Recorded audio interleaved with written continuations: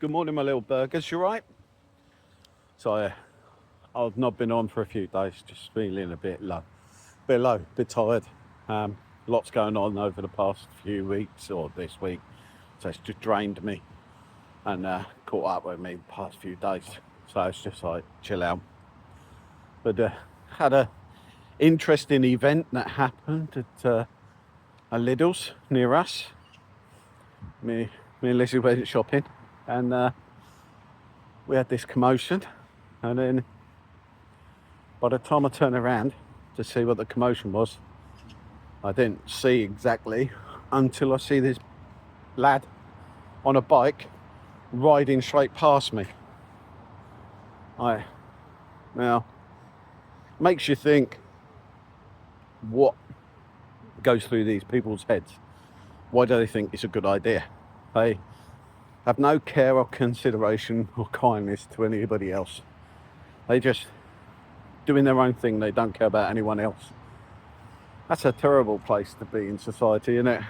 Hey, we've allowed people not to have the responsibility for themselves.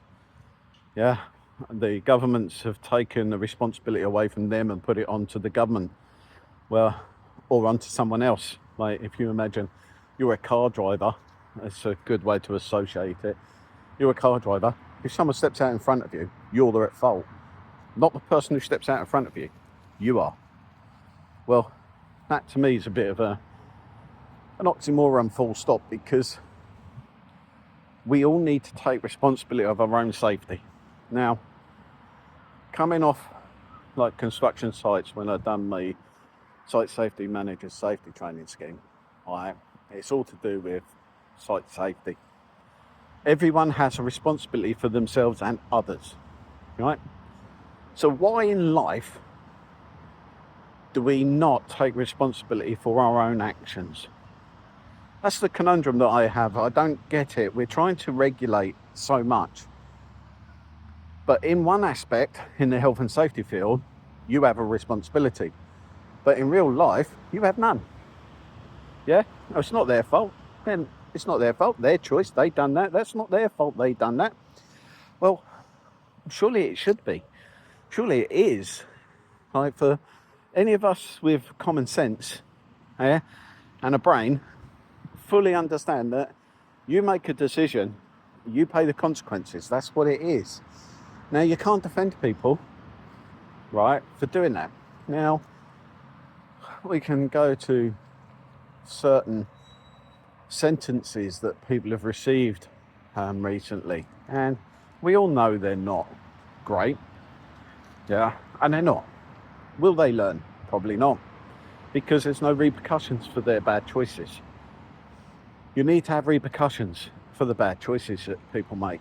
Now, that lad who rode through Lidl's, he could have easily struck me. Now, because of the medication I'm on, if I was to be struck down, smash my head, start bleeding, I could have bled to death because of him. But we know has happened.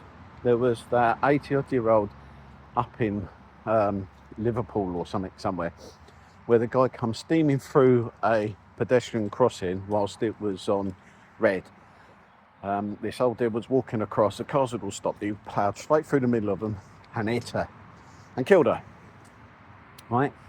Now, yes, he's got to live with that the rest of his life, but if he had known that he was going to get a real bad repercussions for that, he was going to get a minimum of so long. Yeah, where do you want to go, babe? That way? Come on then. Right, then. Sorry, Sarah just decided she wants to go somewhere else. There she is. But yeah, right. If he knew he was going to get at minimum 10, 15, 20 years, whatever it is that's set, that would make most people think. Yeah, right. If you go to America and I was to hurt someone, injure them, kill them, or whatever, I have to pay the price for whatever I did. That should be the same across the board. Doesn't matter if you come from that country or not. Doesn't matter if you know the laws or not. The law is the law. Yeah, this is like the like of Stephen Barrett, the barrister, Daniel Shen Smith. they're advocates. You can see they're advocates for the law and the rule of law, which I am as well. We need to live within boundaries. Yeah. Now, if you do something wrong, you pay the price for it. That's as simple as it should be. But nowadays, the judges and everyone else are trying to give excuses for these people making these crimes. Don't. Make them pay the price of the crime. Now, that lad who rode through, if he'd struck me, he probably would have got a slap on the wrist and told, oh, never mind, but I wouldn't be here. So my loss of life means nothing to that judge. That's what it could have been. Yeah, obviously it hasn't, because I'm still here talking to you guys.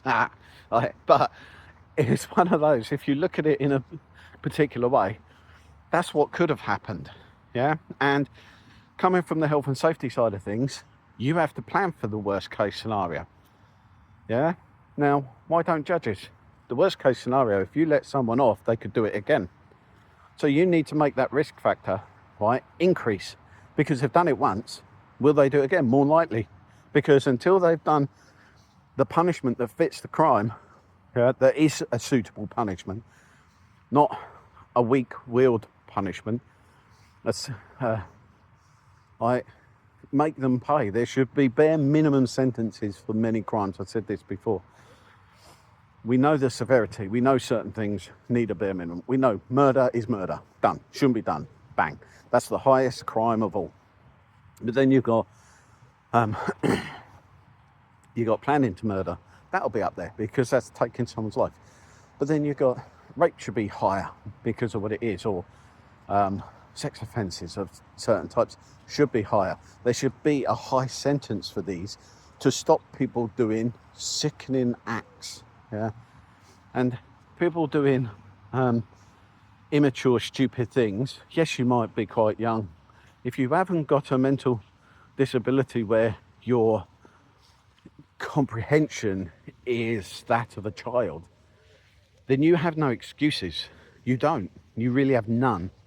So if you have a mental impairment that means that you're not mentally at the age that you should be, that's fair enough. Then the judges need to look at it and reduce the sentence because you're not at that mental capacity to be able to cope and make clear, defined decisions.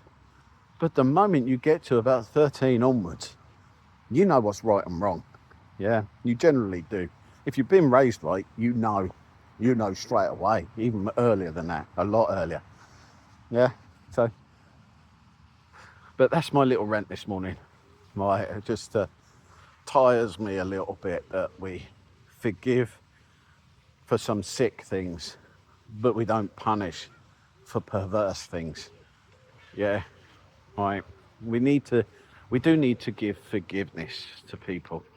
One, it makes you feel better. So if someone does something against you, don't hold on to it. Don't be bitter about it. Yeah, it's like me. I know the doctors could have done better with me at the time of my incident with the stroke. But if they'd made a few different choices, I might have been a lot better now. Yeah, unfortunately it's not. But there's no point me hanging on to that. So I have to forgive them for their errors. Yeah, because it was an error. Because I'm sure they wouldn't have done it to their own kids, right? Or their own family. But they did it to me. But I forgive them for that, right? Now, I forgive them because that helps me. Not that it helps them, it helps me. Helps me move on. Helps me forgive. It helps me feel better. Because there's no point me holding on to that negative thought. Because if I hold on to a negative thought, like any one of us, if you start thinking about darkness all the time, you become quite dark. So there's no point, is there? Yeah. Right. It's quite cold this morning. Sorry. It's not too hot. No rain.